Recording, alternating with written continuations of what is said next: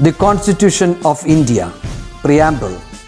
We, the people of India, having solemnly resolved to constitute India into a sovereign, socialist, secular, democratic republic and to secure to all its citizens justice, social, economic and political, liberty of thought, expression, belief, faith and worship, equality of status and of opportunity, and to promote among them all fraternity, assuring the dignity of the individual and the unity and integrity of the nation.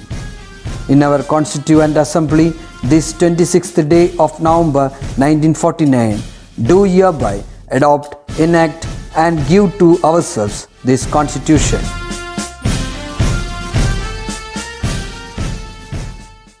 नमस्ते, कैसे हो सब लोग? सब बहुत खुशी है क्या? सब खुशी होगा? आपका पढ़ाई ये सब तो ठीक तरह से आप तो करते रहते होंगे। और पिछले दिन हमारा हिंदी दिवस अब सब तो बहुत अच्छी तरह से मनाया है। कई लोगों का भागीदारी उसमें रखा था और एक खुशी की बात है, कई लोग मुझे संदेश भी भेज दिया था। तो ये क्या ठीक है, तो आज एक छोटी दोहा से हमारा कक्षा शुरू करने के लिए मैं निश्चय किया है। बुरा जो देखन मैं चला, बुरा ना मिलिया कोई, जो दिल गोजा आपना, मुझसे बुरा ना कोई। आप कभी सुना होगा ये दोहा, है क्या? ये तो कबीरदास का दोहा है। अपने दोहा में कबीरदास ऐसे कहते हैं कि बुरा जो देखन मैं चला, बुरा ना मिलिया कोई।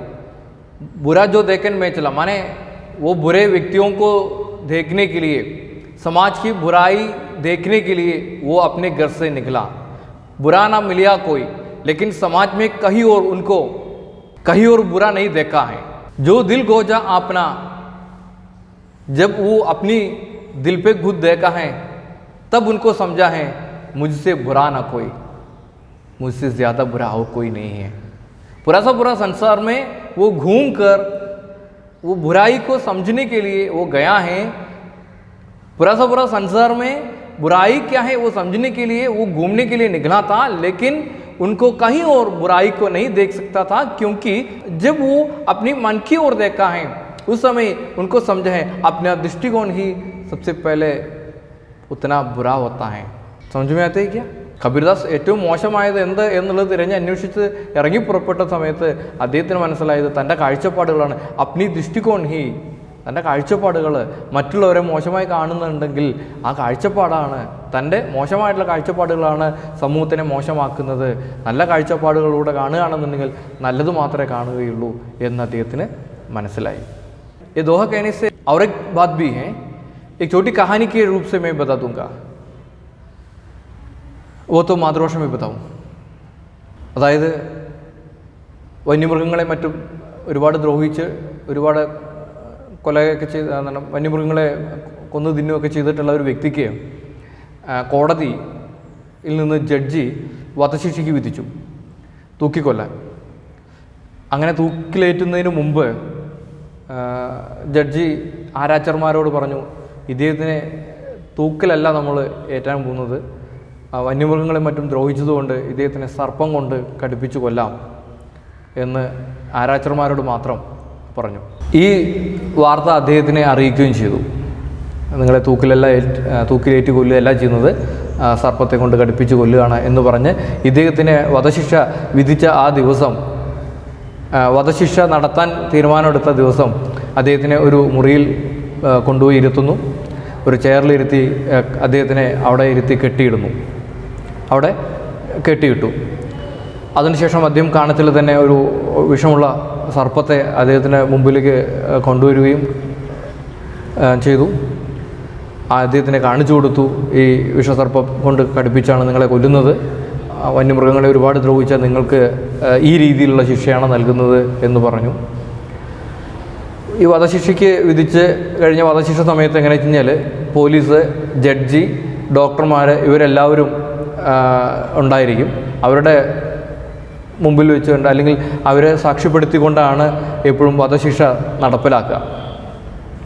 അങ്ങനെ ഇദ്ദേഹത്തിനെ കൊല്ലുന്നതിന് മുമ്പ് അദ്ദേഹത്തിൻ്റെ കണ്ണ് മൂടിക്കെട്ടി വളരെ ശക്തമായി കെട്ടിയതിന് ശേഷം ബന്ധസ്ഥമാക്കി വളരെ ഒട്ടും കാണാത്ത രീതിയിലാക്കി കെട്ടിയതിന് ശേഷം അദ്ദേഹത്തിനോട് പറഞ്ഞു, ഇപ്പോൾ നിങ്ങളെ വധിക്കാൻ പോവുകയാണ്, പാമ്പിനെ കൊണ്ട് ഘടിപ്പിച്ച് നിങ്ങളെ വധിക്കാൻ പോവുകയാണ് എന്ന ഇൻഫർമേഷൻ കൊടുത്ത് 2 മുട്ടുസൂചി എടുത്ത് അദ്ദേഹത്തിൻ്റെ പെരുവിരലിൽ ഒരേ സമയം കുത്തിയിറക്കി.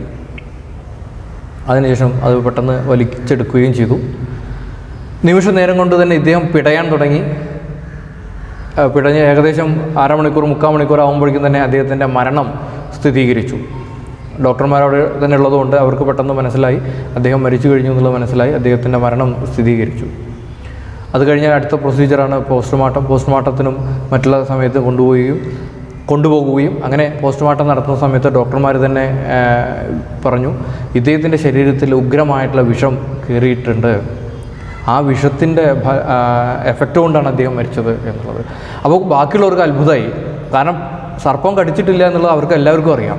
വെറും 2 മുട്ടുസൂചി മാത്രമേ അദ്ദേഹത്തിൻ്റെ ശരീരത്തിലേക്ക് കുത്തിയിറക്കിയിട്ടുള്ളൂ. പിന്നെ എങ്ങനെ അത് സംഭവിച്ചു? അപ്പോഴാണ് ഡോക്ടർ പറയുന്നത്, ആ 2 മുട്ടുസൂചിയാണ് കുത്തിയത് എങ്കിലും അദ്ദേഹത്തിൻ്റെ ആ നേരത്ത് അത് സർപ്പമാണ് കടിച്ചത് എന്നുള്ള വെപ്രാളവും ആ ചിന്താഗതിയും ഇത് ശരീരത്തിൽ മുഴുവൻ പ്രത്യേക ഹോർമോണുകൾ പുറപ്പെടുവിക്കുകയും ആ ഉഗ്രമായിട്ടുള്ള വിഷം തൻ്റെ ശരീരത്തിൽ കയറിയിരിക്കുന്നു എന്ന ചിന്താഗതി അത്രത്തോളം അത് വിഷമായി മാറുകയും ചെയ്തു. അങ്ങനെയാണ് അദ്ദേഹത്തിൻ്റെ മരണം സംഭവിച്ചത് എന്നുള്ളതാണ്. ഈ പറഞ്ഞതിൻ്റെ അർത്ഥം നമ്മുടെ ചിന്താഗതികളാണ് നമ്മളെ മാറ്റുന്നത്. നമ്മൾ ചീത്ത വിചാരങ്ങളോ ചീത്ത ചിന്തകളോ ആണ് നമ്മുടെ ശരീരത്തിൽ നമ്മുടെ മനസ്സിൽ കൂടുതൽ കൊണ്ടു നടക്കുന്നത് എങ്കിൽ നമ്മുടെ ശരീരത്തിൽ അത്രയും വിഷം പുറപ്പെടുവിക്കുന്നുണ്ട് എന്നുള്ളതാണ്. അങ്ങനെ ആ വിഷമാണ് പുറപ്പെടുവിക്കുന്നതെന്നുണ്ടെങ്കിൽ നമ്മുടെ മനസ്സും നമ്മുടെ ശരീരവും ദുഷിച്ചു പോയിരിക്കും. നല്ല ചിന്തകൾ കൊണ്ട് നമ്മൾ എത്രത്തോളം നിറയ്ക്കുന്നു അത്രത്തോളം നന്മ നമ്മളിലും നമുക്ക് ചുറ്റുമുള്ളവരിലും ഉണ്ടാവും. അപ്പോൾ ഇവിടെ ആ വ്യക്തിയുടെ ചിന്താഗതിയാണ് അദ്ദേഹത്തിന് വിഷമായി, അദ്ദേഹത്തിൻ്റെ ശരീരത്തിൽ മുഴുവൻ വിഷം കലർന്ന് അദ്ദേഹത്തിൻ്റെ മരണത്തിനിടയാക്കിയത്. ചിലപ്പോൾ ചില തെറ്റിദ്ധാരണകൾ കൊണ്ടോ അല്ലെങ്കിൽ നമ്മുടെ തെറ്റായിട്ടുള്ള ചിന്തകൾ കൊണ്ടൊക്കെ പലരോടും നമുക്ക് വിദ്വേഷം മറ്റുള്ളതൊക്കെ ഉണ്ടായിട്ടുണ്ടാവാം. പക്ഷെ അത് നമ്മൾ മനസ്സിൽ വെച്ചുകൊണ്ട് നടക്കുമ്പോൾ നമ്മൾക്കാണ് ആ വിഷം ഉണ്ടാവുന്നത്. ആ സ്ഥാനത്ത് നമ്മൾ നേരിട്ട് ചോദിച്ച് കാര്യങ്ങൾ മനസ്സിലാക്കി മുന്നോട്ട് പോവുകയാണെന്നുണ്ടെങ്കിലോ നമുക്ക് എത്രയോ മനസ്സ് ശുദ്ധമായിരിക്കണം. ബ്രഹ്മാനന്ദ സ്വാമി ശിവയോഗിയൊക്കെ പറഞ്ഞത് അതാണ്, മനുഷ്യൻ നന്നാവാൻ മനസ്സ് നന്നാവണം. നിർമ്മലാനന്ദ യോഗി അദ്ദേഹം സ്വാമി ബ്രഹ്മാനന്ദ സ്വാമി ശിവയോഗി അദ്ദേഹത്തിൻ്റെ ശിഷ്യന്മാർക്ക് മുഴുവൻ പകർന്നു കൊടുത്തത് അതേ ശക്തി തന്നെയാണ്, മനസ്സിൻ്റെ ശക്തി. നിർമ്മലാനന്ദ യോഗിയുടെ പ്രസംഗത്തിലും സ്വാമി നിർമ്മലാനന്ദ യോഗിയുടെ പ്രസംഗത്തിലും മറ്റും പറയുന്നുണ്ട്. കാരണം നമുക്ക് കുളിക്കുന്നതിലൂടെ നമ്മുടെ ശരീരത്തിന് ശുദ്ധിയാക്കാം. പക്ഷേ നമ്മുടെ മനസ്സ് ശുദ്ധിയാക്കണമെന്നുണ്ടെങ്കിൽ നമുക്ക് നല്ല ചിന്തകൾ കൊണ്ട് നിറച്ചാൽ മാത്രമേ പറ്റുള്ളൂ, സാധ്യമാവുള്ളൂ എന്നുള്ളത്.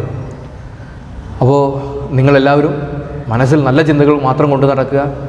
വിദ്വേഷമോ തെറ്റായിട്ടുള്ള ചിന്തകളോ മറ്റൊരാളെക്കുറിച്ചുള്ള മോശമായിട്ടുള്ള ചിന്തകളോ കാര്യങ്ങളോ ഒന്നും മനസ്സിൽ വയ്ക്കാതെ നല്ല ചിന്തകളുമായിട്ട് നിങ്ങൾ മുന്നോട്ട് പോവുകയാണെങ്കിൽ നിങ്ങൾക്ക് നല്ലത് മാത്രമേ വരുള്ളൂ. നിങ്ങളുടെ മനസ്സിൽ പോസിറ്റീവായിട്ടുള്ള ചിന്തകൾ മാത്രം നിറയും.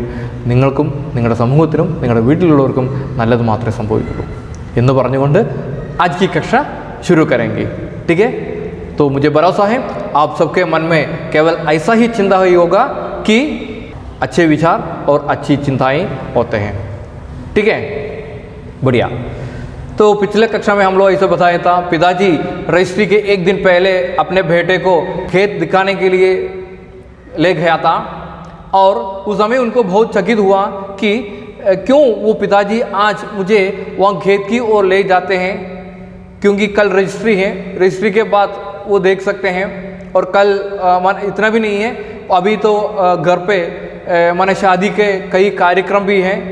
उस व्यस्त में कई मेहमान घर पे पहुंच गया है, तो उतना व्यस्त है उस समय. तो ऐसे व्यस्त के बीच क्यों पिताजी मुझे वहाँ पे ले जाते हैं, वो तो उन्हें बहुत चकित हुआ है. चकित हुआ, അമ്പരപ്പുണ്ടാക്കി അദ്ദേഹത്തിന്. അത് വല്ലാതെ അമ്പരപ്പാക്കി. കാരണം എന്തുകൊണ്ടാണ് ഈ നേരത്തെ എന്നെ കൂട്ടിക്കൊണ്ടുപോകുന്നത് എന്ന തോന്നൽ അദ്ദേഹത്തിന് ഉണ്ടായി. तो वो पूछा है, 1-2 दिन बाद कभी चलेंगे पिताजी, कुछ फुर्सत में, अभी तो 1-2 ദിവസം കഴിഞ്ഞിട്ട് പോയാൽ പോരെ. 1-2 दिन बाद, 1-2 ദിവസത്തിന് ശേഷം वहाँ पे जा सकता है. आज क्यों जा रहा है वहाँ पे, कुछ फुर्सत में हमें जा सकते हैं क्या. फुर्सत माने ആരാം സേ, തിരക്കൊക്കെ ഒഴിഞ്ഞതിന് ശേഷം വിശ്രമവേളയിൽ നമുക്ക് അവിടെ പോവാം. अभी तो ഇപ്പോൾ തന്നെ പോകണം. कल रजिस्ट्री के बाद वो ज़मीन अपनी कहाँ रह जाएगी? फिर दूसरों की ज़मीन में क्या जाना? वे देरी से बोले. ये वाक्य मुझे आहत कर गया. कल रजिस्ट्री के बाद, നാളെ രജിസ്ട്രേഷൻ കഴിഞ്ഞാൽ वो ज़मीन अपनी कहाँ रह जाएगी? നാളെ രജിസ്ട്രേഷൻ കഴിഞ്ഞാൽ പിന്നെ ഈ ഭൂമി നമ്മുടേതല്ലല്ലോ. ഒന്ന് ആലോചിച്ച് നോക്കുക, നമ്മളുടേത് എപ്പോൾ സ്വന്തമായിരിക്കുന്നു ആ സമയത്ത് മാത്രമേ നമുക്ക് അതിനോട് കൂടുതൽ അറ്റാച്ച്മെൻറ്റ് ഉണ്ടാവുള്ളൂ. നമ്മളത് വിറ്റ് കഴിഞ്ഞാൽ മറ്റൊരാളുടേത് ആയി കഴിഞ്ഞാൽ ഒരുപക്ഷെ നമുക്ക് അതിനോട് അത്ര അറ്റാച്ച്മെൻറ്റ് ഉണ്ടാവില്ല. ഉദാഹരണത്തിന് നമ്മുടെ കയ്യിലുള്ളൊരു വാഹനം, അതിന് ചെറിയ പോറലോ എന്തെങ്കിലും സംഭവിക്കുമ്പോൾ നമ്മുടെ മനസ്സിലേക്ക് തന്നെ വല്ലാത്ത മുറിവേൽക്കും. അത് വിറ്റതിന് ശേഷം അതിലെന്തെങ്കിലും പോറൽ വന്നു കഴിഞ്ഞാലോ നമ്മുടെ ചിന്താഗതിക്ക് അനുസരിച്ച് നമുക്ക് അത്ര മുറിവ് നമ്മുടെ മനസ്സിലത് ഏൽക്കില്ല. കാരണം അത് എൻ്റേതല്ല എന്ന തോന്നൽ അപ്പം തന്നെ അത് വന്നു കഴിഞ്ഞു. അത് സ്വാഭാവികമാണ്, സ്വാർത്ഥതയുടെ ഒരു ഭാവം കൂടിയാണ്. ഞാൻ ഈ കഥ തുടക്കത്തിൽ തന്നെ, ഈ പാഠം എടുക്കുന്നതിന് മുമ്പ് തന്നെ തുടക്കത്തിൽ നിങ്ങൾക്ക് ഒരു കഥ പറഞ്ഞുകൊണ്ട് തുടങ്ങാനുള്ള കാരണം തന്നെ അത് തന്നെയാണ്. കാരണം എപ്പോഴാണോ ആ ഭൂമി നമ്മുടേതാവുന്നത് ആ സമയത്ത് മാത്രമേ നമുക്ക് അതിനോട് അറ്റാച്ച്മെൻറ്റ് ഉണ്ടാവുള്ളൂ. കാരണം ആ വയലിൽ നിന്നുള്ള ധാന്യമാണ് നമ്മൾ ഇത്ര കാലം ഭക്ഷിച്ചത്, നമ്മൾ അധ്വാനിച്ചതാണ്, നമ്മൾ അധ്വാനിച്ച വയലാണ്. പക്ഷേ എപ്പോഴാണ് അതിൽ നിന്ന് മാറി നിൽക്കുന്നത്, അപ്പോൾ അത് നമ്മുടേതല്ലാതായി മാറി. നാളെ രജിസ്ട്രേഷൻ, അപ്പോൾ രജിസ്ട്രേഷൻ കഴിഞ്ഞാൽ പിന്നെ അത് നമ്മുടേതല്ല, മറ്റൊരാളുടേതായി. इसलिए पिताजी अपने बेटे से ऐसे कहते हैं कि वो कल रजिस्ट्री के बाद वो ज़मीन कैसे हमारा होगा? പിന്നെ അതെങ്ങനെയാണ് നമ്മളുടേതാവുക? वो धीरे से बोले, वे धीरे से बोले. അദ്ദേഹം അത് വളരെ മെല്ലെയാണ് പറഞ്ഞത്. ये वाक्य मुझे आहत कर गया. ഇതെൻ്റെ മനസ്സിനെ വല്ലാതെ മുറിവേൽപ്പിച്ചു. आहत മുറിവേൽക്കുക, ഇതെൻ്റെ മനസ്സിനെ വല്ലാതെ മുറിവേൽപ്പിച്ചു. तो अगला निश्चय पूरा पढ़कर मैं उसका व्याख्या करूँ. उनकी पीड़ा मैं समझ रहा था, मुझे खुद बहुत अच्छा नहीं लग रहा था. खेतों में पहुंचकर वे सूर्यास्त तक उन खेतों में टहलते रहे जो बिकने वाले थे. वे खामोश थे, कुछ बोल नहीं रहे थे, मगर उनके भीतर का हाहाकार मेरी समझ में आ रहा था. मैंने झुककर मिट्टी को छुआ, चुपचाप, पिताजी के देखे बगैर. क्या ज़मीन एक स्लेट का नाम है जिस पर हमारे बचपन की कविता लिखी है, या शायद एक फूल का नाम जिसके रंग में हमारे रक्त की चमक है? इतना भाग का व्याख्या देखो. उनकी पीड़ा मैं समझ रहा था. അദ്ദേഹത്തിൻ്റെ വേദന എനിക്ക് മനസ്സിലായി, അച്ഛൻ്റെ വേദന എന്താണെന്ന് എനിക്ക് മനസ്സിലായി. वो समझ रहा था, मुझे खुद बहुत अच्छा नहीं लग रहा था. പക്ഷേ എനിക്ക് എന്നാലും ഉള്ളിൻ്റെ ഉള്ളിൽ എനിക്ക് അത്ര നന്നായി തോന്നിയതൊന്നുമില്ല. കാരണം കല്യാണത്തിൻ്റെ ആ സമയത്ത് തന്നെ, ആ ഇടവേളയിൽ തന്നെ വീട്ടിൽ ഒരുപാട് അതിഥികളും മറ്റും വന്ന സമയത്ത് തന്നെ ഈ വയലിലേക്ക് പോയത് എനിക്കത്ര ഇഷ്ടമായതൊന്നുമില്ല. खेतों में पहुंचकर वे सूर्यास्त तक उन खेतों में टहलते रहे. വയലിൽ എത്തിയതിന് ശേഷം വൈകുന്നേരം വരെ, സൂര്യൻ അസ്തമിക്കുന്നത് വരെ അച്ഛൻ അവിടെ തന്നെ ഉല്ലാത്തിയിട്ടുണ്ടായിരുന്നു. ടെഹൽന ഘൂംന, അവിടെ തന്നെ ചുറ്റിക്കറങ്ങുക, ആ വയലിൽ തന്നെ പല ഭാഗത്തായിട്ട് ആ വയലിലൂടെ പല ഭാഗത്തായിട്ട് നടക്കുക. ഓ ഐസെ കിയാ താ ജോ ബിക്നെ വാലേ തേ. കാരണം വിൽക്കാൻ പോകുന്ന ആ വയലിലാണ് സൂര്യാസ്തമയം വരെ, വൈകുന്നേരം വരെ അച്ഛൻ അവിടെ നടന്നിട്ടുണ്ടായിരുന്നത്. വേ ഗാമോഷ് ഥേ, അദ്ദേഹം നിശബ്ദനായിരുന്നു, ഒന്നും പറയുന്നൊന്നുമില്ല, എന്നോടൊന്നും സംസാരിക്കുന്നൊന്നുമില്ല. പക്ഷേ ആ ഭാഗത്തൊക്കെ ആയിട്ട് അദ്ദേഹം കുറേ നേരം അവിടെ ഉല്ലാത്തിയിട്ടുണ്ടായിരുന്നു, നടന്നുകൊണ്ടേ ഇരുന്നിട്ടുണ്ടായിരുന്നു. കുച്ച് ബോൽ നെയ് റഹത്തെ, പ്രത്യേകിച്ചൊന്നും സംസാരിക്കുന്നുണ്ടായിരുന്നില്ല.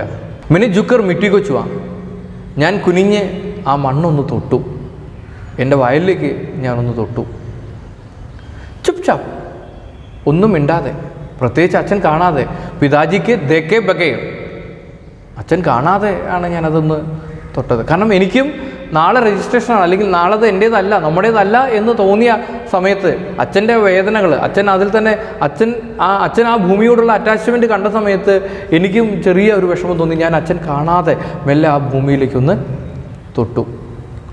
ചില ആൺകുട്ടികൾ അങ്ങനെയാണ്, പാരൻസിനോടൊക്കെ വല്ലാത്ത സ്നേഹവും കാര്യങ്ങളുണ്ടാവും, പക്ഷെ പ്രകടിപ്പിക്കില്ല. അച്ഛന്മാരും അതുപോലെ തന്നെയാണ്, ചിലപ്പോൾ സ്നേഹം ഉണ്ടെങ്കിൽ പോലും അത് പ്രകടിപ്പിക്കില്ല. പക്ഷേ ഉറങ്ങുന്ന സമയത്തോ അല്ലെങ്കിൽ മറ്റു പല സമയത്ത് കാണാതെയൊക്കെ ആയിരിക്കും ഇവർ പരസ്പരം ആ സ്നേഹം പ്രകടിപ്പിക്കുന്നുണ്ടാവുക. വാസ്തവത്തിൽ യഥാർത്ഥ സ്നേഹം പ്രകടിപ്പിക്കേണ്ടത് നേരിട്ട് കാണുമ്പോൾ തന്നെയാണ്, അല്ലാതെ മനസ്സിൽ വെച്ചുകൊണ്ടല്ല. क्या ज़मीन एक स्लेट का नाम है? उस समय उनको ऐसा लगा है, क्या ज़मीन एक स्लेट का नाम है? ഇതൊരു സ്ലേറ്റ് പോലെയാണോ? എന്താ തോന്നാൻ കാരണം? ജിസ്കെ ഹമാരെ ബച്പൻ കി കവിത ലിഖി ഹൈ, തൻ്റെ കുട്ടിക്കാലത്തിൻ്റെ കവിത മുഴുവൻ എഴുതിയിട്ടുള്ളത് ഈ ഭൂമിയിലാണോ, ഈ സ്ലേറ്റിലാണോ? കാരണം താൻ വളർന്നതും പഠിച്ചതും എല്ലാം ആ ഭൂമിയിൽ നിന്നുണ്ടാക്കിയിട്ടുള്ള ധാന്യങ്ങൾ കൊണ്ടാണ്. जो दाना उनमें से मिला है वो दाने से हम तो अपनी ज़िंदगी बिताया है. इसलिए उनको ऐसा लगा कि ये ज़मीन एक स्लेट का नाम है, ये शायद एक फूल का नाम जिसके रंग में हमारे रक्त की चमक है എന്നൊരു അദ്ദേഹം തോന്നുകയാണ്. ഒരു പക്ഷേ ഏതെങ്കിലും പുഷ്പത്തിൽ കാണുന്ന വർണ്ണാഭമായിട്ടുള്ള ആ ചുവന്ന നിറം അത് നമ്മുടെ രക്തത്തിൽ കലർന്നതാണോ? അതും നമ്മുടെ രക്തത്തിൽ കലർന്നതാണ്. കാരണം നമ്മൾ തന്നെ വെച്ച് പിടിപ്പിച്ചിട്ടുള്ള ചെടികളോടും അതിലെ പൂക്കളോടും ഉണ്ടാകുന്ന നമ്മുടെ അറ്റാച്ച്മെൻറ്റ്, അതുപോലെ തന്നെ നമ്മൾ വളർത്തിയെടുക്കുന്ന നമ്മുടെ വളപ്പിൽ നമ്മുടെ വയലുകളിൽ ഉണ്ടാകുന്ന വിളവ്, അതിനോട് എത്രത്തോളം അറ്റാച്ച്മെൻറ്റ് ഉണ്ടാവും, അത് അദ്ദേഹത്തിൻ്റെ മനസ്സിൽ ചോദ്യചിഹ്നമായിട്ട് നിൽക്കുകയാണ്. അതാണ് അദ്ദേഹം അങ്ങനെ ചോദിക്കുന്നത്. ഈ ജമീൻ സ്ലേറ്റ് പോലെയാണോ, അല്ലെങ്കിൽ നമ്മൾ ഉണ്ടാക്കിയിട്ടുള്ള ചെടികളിലും മറ്റും ഉണ്ടാകുന്ന പുഷ്പിക്കുന്ന പുഷ്പങ്ങൾ അത് നമ്മുടെ രക്തത്തിൻ്റെ നിറമാണോ അതിന്, അല്ലെങ്കിൽ നമ്മൾ കാണുന്ന പുഷ്പത്തിന് രക്തത്തിൻ്റെ നിറമാണോ, നമ്മുടെ ശരീരത്തിലെ രക്തത്തിൻ്റെ നിറമാണോ? കാരണം അവിടെ അറ്റാച്ച്മെൻ്റാണ് സൂചിപ്പിക്കുന്നത്. इससे संबंधित एक प्रश्न भी है, वो प्रश्न आप समझना है. लेखक को अपनी ज़मीन एक स्लेट लगता है या फूल, क्यों? लेखकന് തൻ്റെ ഭൂമി ഒരു സ്ലേറ്റ്, लेखक अपना ज़मीन एक स्लेट लगता है या फूल क्यों, അല്ലെങ്കിൽ പുഷ്പമായിട്ട് തോന്നുന്നു, उसका कारण क्या होता है? ठीक है, तो वो आप लोग लेकर मुझे भेज देना है. ठीक है, तो बाकी वक्त देखो. अगले दिन रजिस्ट्री तक पिताजी खामोश रहे, बस हूँ हाँ करते हुए. मेहमानों के सामने भी औपचारिकता निभाना कठिन हो गया था. कैश गिनकर ले लिया गया. पिताजी ने रजिस्ट्री के कागजात पर हस्ताक्षर कर दिए. इतना भाग देखो. अगला दिन तो रजिस्ट्रेशन का समय होता है, उस समय तक पिताजी कुछ नहीं बोलते रहते हैं. वो खामोश रहे, खामोश निशब्द. ठीक है, അദ്ദേഹം നിശബ്ദനായിട്ടിരുന്നു. केवल हूँ हाँ ऐसे शब्दों से वो अपना भाव प्रकट कर रहा है. വെറുതെ മൂള് മാത്രമേ ചെയ്യുന്നുള്ളൂ അച്ഛൻ, പ്രത്യേകിച്ചൊന്നും പറയുന്നില്ല. മെഹ്മാനോ കെ സാമനെ, നീ വീട്ടിൽ വന്നിട്ടുള്ള അതിഥികളുടെ മുമ്പിലാണല്ലോ. മെഹ്മാനോ കെ സാമനെ ബി ഔപചാരികത കെ ലിയെ, ഔപചാരികതയ്ക്ക് വേണ്ടി മാത്രം, ഉനക്കെ സാമനെ ഔപചാരികത നിഭാന, കാരണം ഔപചാരികത നിറവേറ്റാൻ വേണ്ടി മാത്രം കഠിന ഹോ ഗയാ താ, വളരെ കഷ്ടപ്പെടുന്നതായിട്ട് കണ്ടു. കാരണം അവരുടെ മുമ്പിൽ പോലും ഹാ ഹൂ പറയുന്നു, അല്ലെങ്കിൽ ഹായ് പറയാനൊക്കെ പോലും അദ്ദേഹം വളരെ വിഷമിക്കുന്നതായിട്ട്, വളരെ കഷ്ടപ്പെടുന്നതായിട്ട് ഞാൻ ശ്രദ്ധിച്ചു. ശ്രീവാസ്തവ് अपने पिताजी के बारे में कहते हैं. ठीक है, समझ में आना है. कैश गिनकर ले लिया था, അങ്ങനെ ക്യാഷൊക്കെ എണ്ണി കൊണ്ടുവന്നു. पिताजी ने रजिस्ट्री के कागजात पर हस्ताक्षर कर दिए. അച്ഛനാണെന്നുണ്ടെങ്കിലോ ഡോക്യുമെൻ്റ് കൊണ്ടുവന്ന് ആ ഡോക്യുമെൻറ്റിൽ ഹസ്താക്ഷർ സിഗ്നേച്ചർ എല്ലാം ചെയ്തു. കാഗസാത്ത് ഡോക്യുമെൻ്റ്, പ്രമാണപത്രം, അതിൽ സിഗ്നേച്ചർ എല്ലാം ഇട്ടു. मैं ज़मीन नहीं बेचता हूँ हृदय, अपनी छाती से काट कर जिस पर गिर कर छिले मेरे घुटने. उस धूल और इस रक्त का प्यार मैं बेचता हूँ पानी में डूबी धान की जड़ों की गीली सुगंध अपनी सांसों से छीनकर मैं पेड़ की तरह कटकर गिरता हूँ. दुनिया के हाट में बेमोल में की तरह बरस कर होता हूँ घाली. मैं ज़मीन नहीं बेचता हूँ आंखें, जल और स्वप्न से भरी हुई अपनी दो आदत आंखें. एक कविता की व्याख्या आप सुनो. मैं ज़मीन नहीं बेचता हूँ हृदय. वो उसके बाद वो कविता के रूप में ऐसे कहते हैं, मैं ज़मीन नहीं बेचता हूँ हृदय. ഞാൻ മണ്ണല്ല വിൽക്കുന്നത്, ഞാൻ എൻ്റെ വയലല്ല വിൽക്കുന്നത്, ഞാൻ എൻ്റെ ഭൂമിയല്ല വിൽക്കുന്നത്, ഞാൻ എൻ്റെ ഹൃദയമാണ് വിൽക്കുന്നത്. അപ്നി ചാത്തി സെ കാട്ട്കർ, നെഞ്ചിൽ നിന്ന് മുറിച്ചെടുത്ത് ഞാൻ വിൽക്കുന്നത് എൻ്റെ ഹൃദയമാണ്. ജിസ് पर गिरकर ചിലെ മേരെ ഗുഡ്നെ, എവിടെയെല്ലാം ഞാൻ വീണും എൻ്റെ മുട്ടിൽ നിന്ന്, ഗുഡ്ന കാലിൻ്റെ മുട്ടിൻ്റെ ഭാഗമാണ് പറയുന്നത്. ചില തൊലി ഉരിഞ്ഞു പോവുക, വീഴുന്ന സമയത്ത് തൊലിയൊക്കെ ഉരിഞ്ഞു പോവില്ലേ, അതിനെയാണ് പറയുന്നത്. ജിസ് पर गिरकर ചിലെ മേരെ ഗുഡ്നെ, എവിടെയാണോ വീണ് എൻ്റെ മുട്ടുകാലിൽ നിന്നൊക്കെ തൊലി ഉരിഞ്ഞു പോയിട്ടുള്ളത് ആ ഭൂമിയാണ് ഞാൻ വിൽക്കുന്നത്. ഉസ് ധൂൾ ഔർ ഇസ് രക്ത കാ Pyaar may ബേച്താ ഹൂം. Uz ധൂൾ our is രക്ത കാ, ആ മണ്ണിൻ്റെയും ആ പൊടിയുടെയും അതുപോലെ തന്നെ ഉസ് രക്തക്ക, ആ രക്തത്തിൻ്റെയും, എപ്പോഴാണോ എവിടെയാണോ ഞാൻ വീണ് എൻ്റെ ശരീരത്തിൽ നിന്ന് തൊലി ഉരിഞ്ഞു പോകുന്നത് ആ ഭാഗത്തു നിന്ന് രക്തം പൊടിയുന്നു, അവിടെ മണ്ണും രക്തവും ഒരുമിച്ച് കലരുന്നു, ആ മണ്ണാണ് ഞാൻ വിൽക്കുന്നത്. बेचता हूँ पानी में डूबी दान की जड़ों की गीली സുഗന്ധ്. ഞാൻ വിൽക്കുന്നത് ദാൻ കി ജഡോं की गीली സുഗന്ധ്. എവിടേക്കാണോ ധാന്യങ്ങൾ വിളഞ്ഞിട്ടുള്ള അതിൻ്റെ വേരുകൾ ഈ മണ്ണിൽ ഇറങ്ങിച്ചെന്നിട്ടുള്ളത് ആ മണ്ണാണ് ഞാൻ വിൽക്കുന്നത്, ആ വയലാണ് ഞാൻ വിൽക്കുന്നത്. മേ പേട് കി തറ കട്കർ ഗിർത്താ ഹൂം. ഒരു മരം മുറിഞ്ഞു വീഴുന്നത് പോലെ ഞാനിപ്പോൾ വീണുകൊണ്ടിരിക്കുകയാണ്.